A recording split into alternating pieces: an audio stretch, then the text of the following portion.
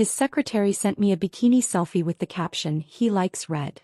He laughed it off, saying it was nothing. He's always had a thing for redheads, he smirked. I smiled, invited her to dinner, and served them both a taste of what happens when he underestimates me. It was a Thursday afternoon when the message arrived. From an unknown number. Just an image. The notification pinged while I was preparing dinner. Jason's favorite pasta primavera. My hands were covered in flour from the homemade dough I was rolling out, a skill I'd perfected over our 7 years of marriage. I wiped my hands on my apron and reached for my phone, expecting a delivery confirmation for the anniversary gift I'd ordered. Instead, there she was. Julia, his secretary, posing poolside in a red bikini captioned, "He likes red." I stared at it for exactly 5 seconds. Not out of shock, but because I had expected something like this. The image burned into my retinas, her copper hair cascading over tan shoulders, that calculated smile, the bikini that matched the shade of lipstick she wore to the office Christmas party, the one where Jason had disappeared for 20 minutes. My kitchen suddenly felt too warm. The pasta machine gleamed accusingly under the pendant lights we'd picked together during our kitchen renovation last spring. I set my phone face down on the marble countertop, the screen still illuminated with her image. Jason had become increasingly distant. Late work nights, fewer shared dinners, constant screen time. The signs had been accumulating like dust in forgotten corners. Last month he'd missed our standing Thursday date night for the 3rd time, claiming budget meetings ran late. I'd called his office at 9 p.m. and no one answered. When he finally came home that night, his collar smelled of unfamiliar perfume, something floral and aggressive. Not the subtle scent I'd worn for years because he once mentioned he liked it. I finished the pasta anyway, mechanically forming perfect ribbons. I heard his key in the door at 6:30, surprisingly punctual. His footsteps hesitated in the hallway, followed by the rustle of his suit jacket being hung in the closet. I slid my phone into my pocket just as he entered. "Something smells amazing," he said, loosening his tie, the blue one I'd given him for his promotion. He kissed my cheek, a perfunctory gesture that barely grazed my skin. We ate dinner with the evening news humming in the background.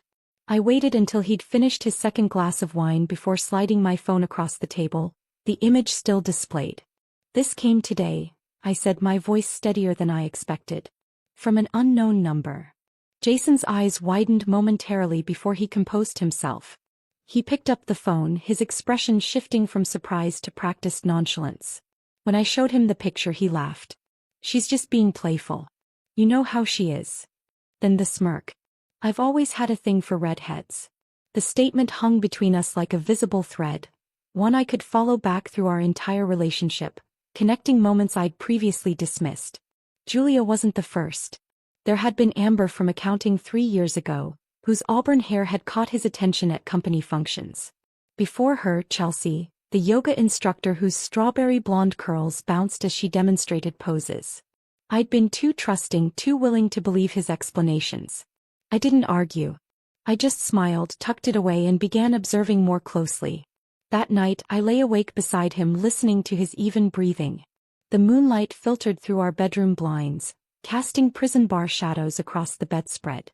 I slid out of bed at 2 a.m. and padded to his home office.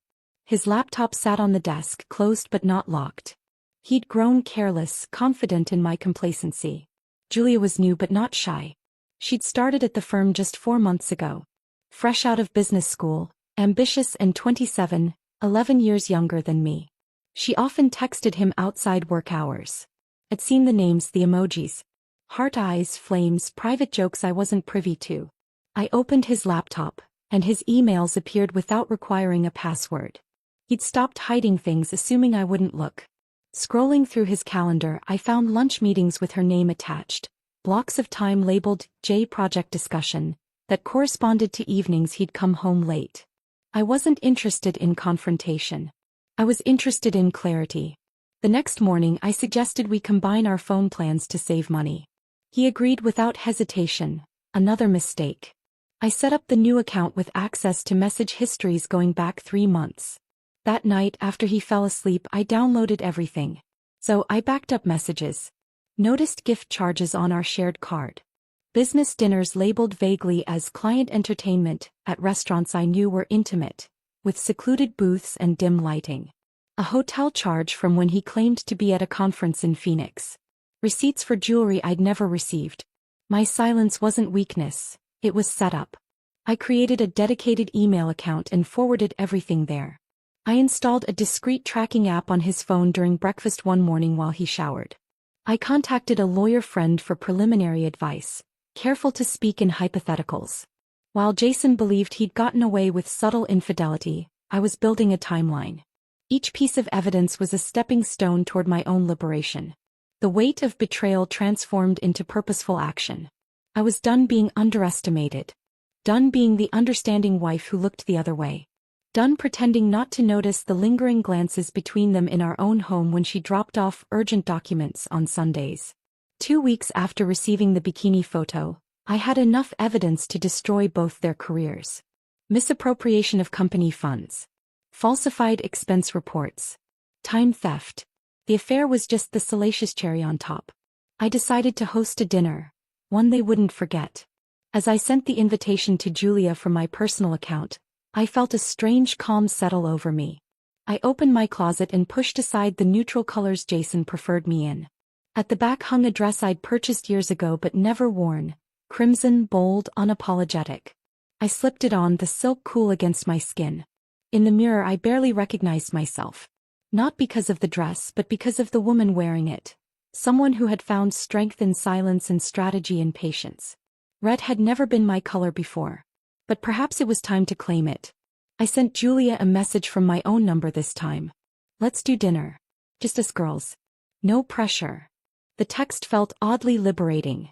Sending words I'd rehearsed a dozen times while staring at my bathroom mirror, practicing the casual indifference I needed to convey. 3 dots appeared immediately. She was typing, then stopping, then typing again. I imagined her surprise, perhaps consulting with Jason about how to respond. Finally, after 2 minutes that stretched like taffy, her reply came fast. That sounds fun. I've always wanted to get to know you better. The audacity almost made me laugh. I wondered if she practiced that line or if such betrayal came naturally to her. Perhaps she truly believed I was oblivious, the clueless wife too comfortable in domestic routines to notice the signs. Or worse, she thought I knew but accepted my role as the convenient spouse who maintained the home while she provided the excitement. I spent the morning researching restaurants, somewhere neither Jason nor his colleagues would frequent. Somewhere with the right atmosphere for what I had planned. Not too intimate, suggesting friendship. Not too formal, implying confrontation. I reserved a quiet booth at an elegant restaurant downtown called Ophelia's. Private enough for conversation. Public enough for accountability. The maitre d' assured me the booth would be in the back corner. Perfect for catch-ups, he'd said with practiced charm. That afternoon I visited our home printer. The soft mechanical hum as it worked felt like a countdown. I printed a copy of our shared credit card statement. Marked items that didn't align with Jason's claimed activities. A $430 dinner at Lumiere when he'd told me he was working late with the team on sandwiches. A $290 spa charge on a Saturday he'd supposedly spent golfing. A jewelry store purchase 3 days before Julia's birthday. I highlighted each item in yellow. Added sticky notes with his written explanations, text messages claiming whereabouts. The contrast between evidence and alibi created its own narrative, one even a stranger could follow. I also brought a folder of screenshots. Casual flirtations, inside jokes, hotel confirmations, all with timestamps. I'd been thorough, organizing everything chronologically. The progression told its own story, from professional boundaries to blurred lines to explicit arrangements. One particularly damning exchange discussed my scheduled dentist appointment as perfect timing for them. The manila folder felt surprisingly light for the weight of its contents. I slipped it into a leather portfolio, the one Jason had given me for my promotion 3 years ago, back when he still celebrated my successes instead of competing with them. At home, I stood before my closet considering my wardrobe choices carefully. The red dress caught my eye again, but tonight wasn't about making statements. Tonight was about being underestimated one final time. The night of dinner, I dressed in muted tones. A gray silk blouse and charcoal pencil skirt that whispered restraint and professionalism. Pearl earrings my mother had given me. A light touch of makeup that highlighted nothing in particular. I wanted to be forgettable, a blank canvas against which her choices would stand in sharp relief. I arrived 15 minutes early, settled into the booth and ordered sparkling water. My hands remained steady as I arranged the portfolio on the seat beside me, angled so it wouldn't be immediately visible. The restaurant hummed with Thursday evening energy. Business dinners, friends catching up, couples on dates. Normal people with normal lives, unaware of the small demolition about to take place in the corner booth. At exactly 7:30 she appeared at the entrance. The maitre d' pointed her in my direction and I watched her approach. She arrived in red, a fitted dress with a neckline that dipped just low enough to be noticed but not commented on. The exact shade of the bikini from the photo, which couldn't be coincidence. Her copper hair fell in waves around her shoulders, catching the dim lighting of the restaurant. Julia hugged me like an old friend, her perfume leaving a cloud between us. "This is so nice of you," she said, her voice honey-warm and practiced. "I was so excited when I got your message." She slid into the booth across from me, arranging herself with the confidence of someone accustomed to being watched. Her smile never quite reached her eyes, which darted around as if searching for hidden motives or possibly Jason himself. The server approached and I ordered wine without consulting the list. "The Cabernet Sauvignon," I said. "2 glasses." "Red?" she joked with a theatrical lilt as if we were already sharing some delightful inside understanding. I smiled. Of course. The word hung between us, an acknowledgement of her caption, her dress, her assumption that she had the upper hand in this choreographed dance. We exchanged pleasantries about the restaurant, the unseasonably warm weather and upcoming company event. She mentioned Jason twice in the first 5 minutes, casual references designed to establish her proximity to him. I nodded, asked appropriate follow-up questions, and watched her grow increasingly comfortable with her performance. The wine arrived, deep crimson in crystal glasses. We clinked a toast to new friendships, and I took a small sip while she drank more deeply. Once drinks arrived, I slid the folder toward her, maintaining eye contact as I did. "What's this?" she asked, cheerful, her perfectly manicured fingers reaching for it as if expecting a gift or perhaps photographs I wanted to share. "Just everything you've worked for," I replied calmly. The double meaning wasn't lost on me, but her confident smile suggested it was lost on her. Her smile remained frozen in place as she opened the portfolio, but it faltered as she flipped through pages. Her face drained of color, the contrast making her red lipstick appear garish rather than glamorous. She swallowed hard, her throat working visibly. "This isn't what it looks like," she muttered, her voice suddenly small in the intimate space between us. "Oh, it's exactly what it looks like," I said. "And now it's documented." She closed the folder quickly as if containing a fire. Her eyes darted around the restaurant, perhaps checking if anyone had noticed her reaction. The performance had shattered, leaving raw uncertainty in its place.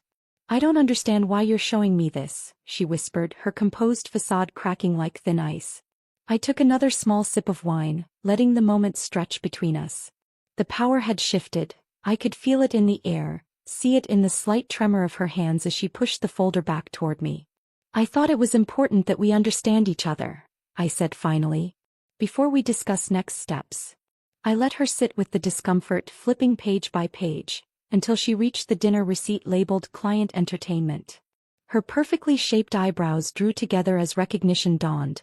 A $347 meal at Nouvelle, a restaurant known for its intimate atmosphere and extensive wine list. A place where Jason had taken me for our 5th anniversary. "You used the company card," I said. "That makes this more than personal. It makes it professional misconduct." The legal implications seemed to hit her harder than the personal ones. Her shoulders tensed beneath the red fabric of her dress. The confidence that had carried her into the restaurant evaporated like morning dew under harsh sunlight. She blinked fast, mascara clumping slightly at the corners. "I didn't know," Jason said. "Jason said a lot," I interrupted, my voice level and controlled. "And now it's your turn to listen." I took a small notebook from my purse, leather-bound, monogrammed, a gift from my father when I graduated law school. I hadn't practiced in years, choosing instead to support Jason's career while I worked in corporate compliance. The irony wasn't lost on me. "I've spoken with legal counsel," I said, opening the notebook to a page with bullet points. "Here are your options. The restaurant's ambient noise provided perfect cover. Just loud enough that anyone passing wouldn't catch our conversation, just quiet enough that she could hear every carefully chosen word. I laid out the options. Submit a resignation, sign a statement acknowledging misconduct and leave quietly. You have until Monday morning, I added, sliding a sealed envelope across the table. This contains the statement. You'll notice it doesn't mention the affair, only the financial improprieties. Her fingers trembled as she took the envelope, nails scraping against the thick paper. The red polish matched her dress, matched the wine still untouched in her glass. If you don't, I forward this to HR and legal. Along with the expense reports. The folder remained open between us, displaying a hotel receipt from the peninsula. A weekend when Jason had claimed to be at a regional management retreat. The date circled in yellow highlighter seemed to pulse on the page. They'll fire both of you, I continued. And given the company's ethics clause, there will be no severance. Her red lipstick was now smeared, her voice barely above a whisper. The perfect image she'd cultivated was dissolving around her, like a painting left in rain. You wouldn't. She started, but the words lacked conviction. Her eyes darted to the evidence before her, then back to my face, searching for any sign of bluff or hesitation. I would. And I will. Unless you choose the easier exit. She took a shaky breath. I could tell Jason. Warn him. I smiled slightly. You could. But then the full dossier goes to the board tomorrow morning instead of just HR. That includes the texts where you both discussed how to hide the expenses. I turned to a specific page in the folder. This one, where you suggested using the Sydney project as cover for the weekend getaway, is particularly problematic given the budget allocations. Her carefully constructed defenses crumbled. The manipulation, the secret smiles, the confident ownership of my husband's attention. All of it replaced by the stark reality of professional consequences. She nodded slowly, a tear tracking through her foundation. I didn't mean to hurt anyone. I sipped my wine, allowing the rich flavor to fill my mouth before swallowing. Intent doesn't erase consequence. The rest of our dinner passed in near silence. She barely touched her entree when it arrived, pushing salmon around her plate while avoiding my eyes. I ate methodically, tasting nothing but the satisfaction of control reclaimed. When the check came, I paid with my personal card. A final legitimate business expense, I remarked. She flinched. Before leaving, she paused. What about Jason? That's between my husband and me, I replied, emphasizing the word husband ever so slightly. I watched her walk away, shoulders hunched, the confident stride gone. The red dress that had been meant as a statement now seemed like a beacon of vulnerability, drawing eyes to her hasty retreat. After she left, I ordered another glass of wine. The server noticed my dining companions barely touched food. Was everything all right with her meal? She lost her appetite, I replied. Life surprises us sometimes. I sat alone in the booth, feeling neither triumph nor despair, only the quiet certainty of necessary action. On my phone, I composed a message to Jason. Hope you're hungry. We'll talk at dinner. The drive home felt longer than usual, streetlights casting intermittent shadows across the dashboard. I caught glimpses of my reflection in the rearview mirror, a woman I was just beginning to recognize again. At home, I changed into comfortable clothes and began preparing a meal. I cooked his favorite, pasta carbonara, the dish I'd made the night we got engaged. Something comforting, familiar. The final courtesy before demolition. I heard his key in the lock at 8:45. Later than usual, but earlier than his recent pattern. Perhaps Julia had already called him, voice trembling with warnings and accusations. Perhaps not. He entered the kitchen cautiously, senses alert like prey detecting a predator's presence. Something smells amazing, he offered, the words hollow echoes of our normal routine. Just finished, I replied, sliding a plate toward him. Would you open wine? The Burlo would pair well. He moved to the wine cabinet, selecting the bottle I'd suggested, a gift from his boss last Christmas. As he poured wine into crystal glasses, wedding gifts from his parents, I reached for my own portfolio. Identical to the one I'd shown Julia, but with additional documents. As he poured wine, I handed him his copy of the folder. The weight of it surprised him. He nearly spilled the deep red liquid onto our counter. He froze, recognition immediate. Where did you get this? From our home, I said. Where you left everything. His face performed a complex dance of emotions. Surprise, fear, calculation, and finally, a practiced contrition I'd seen before. When he'd missed anniversaries, forgotten commitments, prioritized everything above our marriage. Let's sit, I suggested, gesturing toward the dining table I'd set with our everyday dishes. Your food will get cold. Jason tried to recover. His fork hovered above the untouched pasta as he shifted strategies. I'd seen this expression before. When negotiating with clients, when convincing his boss to increase his department's budget. The practiced sincerity that had won him awards and promotions. It didn't mean anything. You know I love you. The words fell between us like stones into still water. 7 years of marriage reduced to the most predictable line in the script of infidelity. I wondered how many women before me had heard those exact words, arranged in that exact order, delivered with that exact earnest gaze. I said nothing, just handed him Julia's signed resignation and written statement. She'd texted me earlier, a photograph of the signed documents. Her handwriting had been shaky but legible, the confession of a woman who understood she'd gambled and lost. He scanned the pages, disbelief washing over his features. This is from today? You've already spoken to her. We had dinner at Ophelia's. She wore red. His eyes narrowed, darting from the documents to my face. The calculation behind them was almost audible. Assessing damage, searching for leverage, weighing options. You set us up, he accused, voice rising with indignation that sounded almost genuine. No. I invited her to dinner. I took a bite of pasta, chewing slowly. The carbonara was perfect. Creamy, rich, comforting.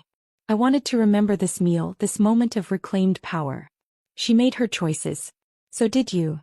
His anger deflated, replaced by something more pragmatic. He'd always been practical, even in crisis. It was what made him successful in business, and apparently in conducting an affair under his wife's nose. He realized what had happened. The pieces assembled in his mind, revealing the chess game I'd been playing while he thought we were still at checkers. So what now? The question hung between us. This was the moment I'd rehearsed in my mind for weeks. Not with anger or tears or accusations, but with clarity and precision. You'll sleep in the guest room. And we'll begin separating accounts. The finality in my voice surprised even me. Something tensed in his jaw, a flicker of the man I'd once believed him to be, fighting to preserve what he suddenly realized was valuable only now that it was slipping away. Is this it? He asked. His voice had softened, vulnerability seeping through the cracks of his composure. I considered the question. Was it? 7 years of building a life together. Vacations in coastal towns, Sunday mornings with coffee and crosswords, plans for children we'd never quite gotten around to having. The countless small moments that had threaded together to form our shared existence. This is the shift, I answered. The end is up to you. He didn't touch his food again that night. I heard him in the guest bedroom pacing, making phone calls in hushed tones. Probably to his brother, maybe to a lawyer. I slept deeply for the first time in months. Over the next few weeks, I moved with methodical purpose. I separated our finances, updated my legal documents, and scheduled appointments with a divorce attorney. Not out of spite but out of necessity, creating clear boundaries where trust had collapsed. One Tuesday morning, I requested a meeting with Marissa Levine, the company's chief operations officer. We'd worked together on several projects and she'd always respected my attention to detail. Over the next few weeks, I met with HR myself. The meeting lasted exactly 45 minutes. I presented the evidence clinically without emotional commentary. The financial improprieties were the focus. Company funds misused for personal indulgences. The affair was merely contextual. I laid out Jason's misconduct and Julia's resignation, my voice steady as I highlighted specific expenses and dates. Marissa's expression remained professional, but I caught the moment of realization when she connected certain absences with specific reports that had been delayed. You've been very thorough, she noted, closing the folder. And discreet. I value the company's reputation, I replied. And my own. The company launched a quiet inquiry, ultimately resulting in Jason's demotion. He was removed from the executive track and reassigned to a regional management position. Still respectable, but without the influence or visibility he'd cultivated so carefully. In a development that surprised everyone except Marissa, I secured a promotion to lead a procurement division, a role I'd quietly supported for years behind the scenes. My background in compliance made me the logical choice for restructuring a department that had operated too long without proper oversight. When the announcement went out, Jason sent me a text, "Congratulations. Was this your plan all along?" I didn't respond. There had been no master plan, only the natural consequence of removing obstacles and allowing my competence to be seen clearly. In our home, we developed a careful choreography of avoidance. Jason collected his belongings gradually, moving most to the guest room, some to a storage unit he thought I didn't know about. We communicated through notes left on the kitchen counter, texts about practical matters, emails copied to our respective attorneys. I didn't yell. I didn't threaten. Those were weapons of the insecure, and I had moved beyond the need for emotional warfare. I just documented, presented, and moved forward. The divorce proceedings progressed with the same methodical care I'd applied to uncovering the affair. Our mediation sessions were models of civility that left our lawyers almost disappointed. Jason stayed on at the company, but his reputation never recovered. The whispers followed him through hallways into meetings across the cafeteria. Not because I had spread rumors, I never discussed what had happened, but because absence of explanation creates its own narrative. Around the office, eyes no longer followed him, they followed me. Not with pity or curiosity, but with a new respect. I had transformed from Jason's wife who works in compliance to Elizabeth, the procurement director who restructured vendor relationships and saved the company millions. 6 months after that dinner at Ophelia's, I passed Jason in the hallway. He'd lost weight, his suits hanging slightly loose at the shoulders. He nodded politely, professional courtesy intact. "You look well," he said, an observation rather than a compliment. "I am well," I replied. And for the first time in years, it wasn't a performance. At the next corporate event I wore red, not out of irony but power. The annual leadership summit gathered executives from all regional offices, a showcase of achievement and strategic vision. My dress was simple but impeccable, crimson silk that fell just below the knee, with a neckline that suggested confidence rather than attention-seeking. The color that once belonged to Julia now belonged to me, reclaimed like everything else she had borrowed. The ballroom of the Grand Meridian Hotel buzzed with conversation and calculated networking. Crystal chandeliers cast warm light over tables adorned with white orchids and silver candelabras. I accepted a glass of champagne from a passing server and surveyed the room, noting the subtle shifts in dynamics since last year's event. Jason arrived alone. Julia had vanished from everyone's contacts. Her LinkedIn profile now listed a position with a smaller firm in Denver. The whispers about her departure had faded into corporate mythology, the kind of cautionary tale shared during happy hours but never in official settings. Marissa approached, elegant in charcoal gray. "Your presentation materials are loaded and ready," she said. "We've adjusted the schedule to give you 20 minutes instead of 15. The board members specifically requested more detail on the compliance framework." I nodded, touching the small portfolio containing my speaking notes. "I appreciate the additional time." The agenda had been arranged to position my presentation as the centerpiece of the morning session. A year ago, I would have been seated at a side table, introduced as Jason Mitchell's wife who works in compliance. Tonight, Jason was the footnote, present but peripheral. At precisely 10:15, I took the podium. The room quieted, attention focusing forward. I surveyed the faces. Some curious, some impressed, some still evaluating my worth in this new position. At the back, near a decorative column, stood Jason, drink in hand, expression carefully neutral. I gave a presentation on ethical leadership and corporate integrity. My voice carried confidently through the room as I outlined the new procurement protocols that had already saved the company $4.3 million in the first quarter. I discussed transparency in expense reporting, the implementation of tiered approval systems, and the ethical framework guiding vendor relationships. Integrity isn't just about following rules, I concluded, my gaze sweeping across the room, pausing fractionally on Jason. It's about creating systems where doing the right thing is the easiest path forward. There were no fireworks, just applause and nods. No dramatic confrontations or public reckonings, just the quiet assertion of competence and the subtle realignment of influence. As attendees moved toward breakout sessions, I collected congratulations with gracious smiles. The CEO touched my elbow briefly.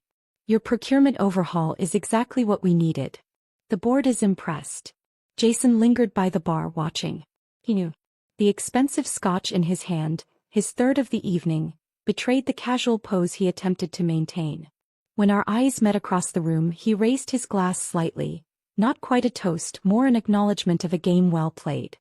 I didn't approach him. We had said all that needed saying through lawyers and mediators. The following Tuesday my lawyer called. The judge signed off this morning, she said. It's official.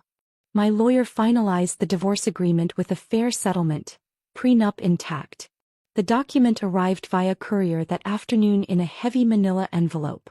I signed for it during a lunch break, between meetings with the Asian market expansion team and a vendor contract renewal. The end of our marriage was marked by signatures on dotted lines, not tearful goodbyes or bitter arguments. The prenuptial agreement I'd insisted upon, against Jason's protests that it showed lack of faith, had protected my inheritance and the investments I'd made before our marriage. Jason kept his company shares and the vacation property in Maine. I retained the city apartment and my family's lake house. I didn't destroy Jason. I simply revealed him. His career continued, though the trajectory had been irrevocably altered.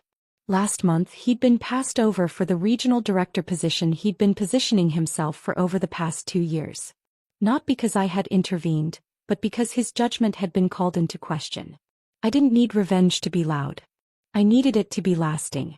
The quiet dignity with which I'd handled everything, from discovery to divorce, had earned me respect that shouting never could. The systems I'd implemented at work would long outlast any satisfaction screaming might have provided. Julia never contacted me again. She changed jobs, reportedly moved cities. According to common connections on professional networks, she had reinvented herself in corporate training, specializing in communication strategy. The irony wasn't lost on me. I didn't chase. I didn't care. Her part in my story had been incidental, a catalyst rather than a central character. Whatever life she built now existed entirely separate from mine, relevant only as a distant echo of a transformation I'd undergone. In my newly reorganized home office, I methodically updated files and documents. I updated my life one file at a time. Finances, passwords, power of attorney. My emergency contacts no longer included Jason's name. My beneficiaries were changed to my sister's children and selected charities. My living will now designated my brother as medical proxy. With each amended document and revised designation I felt lighter. These weren't just administrative tasks. They were declarations of independence, affirmations that my life continued on paths of my own choosing. And with each step I gained more than I lost. What had appeared as catastrophic betrayal had transformed into unexpected liberation. The carefully constructed facade of a perfect marriage had hidden the truth that I had been playing a supporting role in my own life. One evening as I prepared for a business trip to Singapore, my first international assignment leading the procurement team's global standardization project, my phone chimed with a text from an unknown number. Saw your promotion announcement. Congratulations. You always were the smarter one. J. I read it once, then deleted it without replying. The validation I might once have craved from him now seemed irrelevant. A postscript rather than a conclusion. In my suitcase, carefully packed between silk blouses and tailored slacks, lay a new dress. Red, of course. Not because it reminded me of him or her or what had happened, but because it reminded me of myself, the woman who had finally stepped fully into her power. Some would call it poetic justice. I simply called it living. Today red is still my color, but not for seduction, for strength. The Singapore trip marked the beginning of my global role, one that took me through Tokyo, London, Berlin, and eventually to our new headquarters in Chicago. In each city I added to my collection. A scarlet cashmere scarf from a small shop in Kensington, ruby earrings from an artisan in Kyoto, a crimson leather portfolio from a craftsman in Milan. Small tokens that carried the weight of reclamation. 3 years have passed since that dinner at Ophelia's. 3 years of building, refining, and expanding my vision, both professionally and personally. The promotion to Vice President of Global Operations came last quarter, announced with little fanfare but significant impact. My team spans 7 countries and 3 continents. My decisions affect thousands. My home is quiet, my office decorated in clean, intentional lines. The apartment I kept in the divorce has been transformed, every trace of Jason's presence methodically replaced. Gone are the hunting prints he insisted complemented the living room. In their place hang abstract canvases in shades of blue and copper. The oversized leather furniture that dominated the space has been exchanged for sleek, modern pieces that better suit my taste. My office features a single wall of deep red, not an accident or an obsession but a reminder. Visitors comment on its boldness. They don't know its history. This morning I stood before the bathroom mirror, applying lipstick before a board presentation. I see myself in the mirror and no longer flinch at what I tolerated. The woman reflected back has sharper edges, clearer eyes, a more certain set to her jaw. She recognizes her worth without external validation. She knows the difference between compromise and surrender. Last week I received an email from Jason, his first direct communication in over a year. He's engaged to someone new, a marketing executive from the Dallas office. He wanted to tell me himself, out of respect. I replied with a single line, "I wish you both well." And I meant it. His choices no longer have the power to wound me. My story isn't about betrayal, it's about redefinition. The narrative I once believed, of being the supportive wife whose identity existed primarily in relation to her husband's success, has been rewritten. The betrayal was merely the plot twist that revealed a more compelling protagonist had been waiting in the wings all along. I didn't lose a husband. I lost the illusion of one. The partner I believed Jason to be had never truly existed, or perhaps had existed briefly before ambition and opportunity eroded his principles. The marriage I mourned was a construction built on selective perception and willful ignorance of warning signs. And in doing so I gained peace, control and presence. The freedom to make decisions without consideration of his preferences. The ability to travel without checking someone else's schedule. The luxury of decorating without compromise. The simple joy of eating whatever I want for dinner, watching whatever film catches my interest, sleeping diagonally across the bed if I choose. Dating has been an exercise in recalibration. I've had dinner with interesting men. A literature professor whose observations about Greek tragedy made me laugh. A widowed architect whose quiet understanding of space extended to emotional boundaries as well. None have moved beyond pleasant evenings and respectful goodbyes. I'm not closed to possibility, but neither am I searching to fill a vacancy that doesn't exist. I still pass couples in restaurants. Sometimes I catch a glance or an awkward smile. Occasionally I recognize the look. A woman watching her partner's attention drift, making excuses for absences, choosing silence over confrontation.